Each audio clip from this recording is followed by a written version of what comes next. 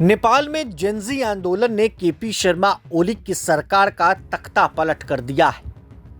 आंदोलन तो सफल रहा है, लेकिन देश में अस्थिरता बहुत बढ़ गई है। आम लोगों को भारी अराजकता की स्थिति का सामना करना पड़ रहा है, जहां न सरकार है और न पुलिस।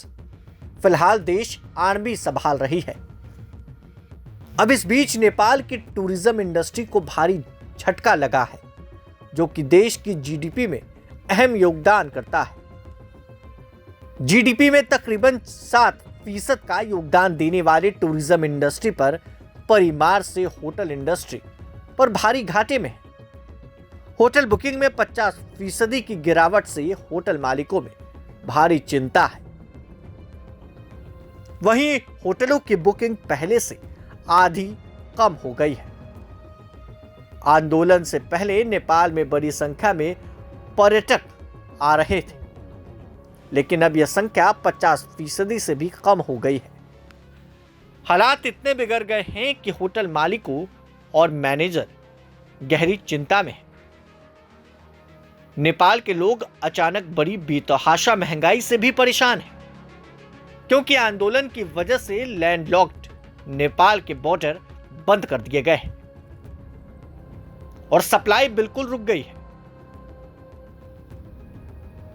वहीं नेपाल में चावल, दाल और खाना पकाने वाले तेल जैसे जरूरी सामान महंगे हो गए। वजह स्टॉक का कम होना। बॉर्डर सील होने की वजह से सामान की सप्लाई में दिक्कत हो रही है और लोग मजबूरी में ऊंचे दामों पर जरूरी सामान खरीदने को मजबूर हैं। नेपाल में फर्नीचर और फर्निशिंग बिजनेस पर संकट बड़ी चिंता है। नेपाल में फर्नीचर और फर्निशिंग बिजनेस भी आंदोलन से काफी प्रभावित हुआ है। कारोबारी अपने पुराने स्टॉक से काम चला रहे हैं, क्योंकि सप्लाई रुक गई है। कई कारोबारी अपने स्टाफ को सैलरी भी नहीं दे पा रहे। जेनजी आंदोलन भी ऐसे वक्त में हुआ जब नेपाल में त्योहारी सीजन शुरू होने वाला था।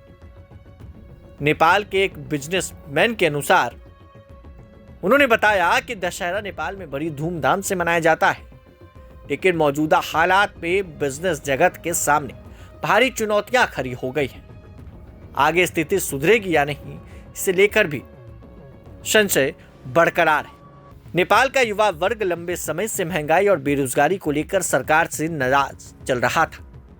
युवाओं का गुस्सा सोशल मीडिया पर फूट ही रहा था कि केपी शर्मा ओली की सरकार ने इसी महीने की शुरुआत में 26 सोशल मीडिया ऐप्स को बैन कर दिया। इससे गुस्साए युवा इस सोमवार सड़क पर उतर आए। पुलिस ने प्रदर्शनकारियों को रोकने और प्रदर्शनों को दबाने की कोशिश की और इससे पैदा हुई हिंसा में कम से कम 20 से ज्यादा लोग मारे गए। इससे नाराज युवाओं ने मंगलवार को भारी हिंसा की, जिसमें नेताओं, मंत्रियों के घर, देश का संसद भवन तक जला दिया गया। तमाम अपडेट्स के लिए बने रहें प्रभात खबर के साथ। आपका शुक्रिया।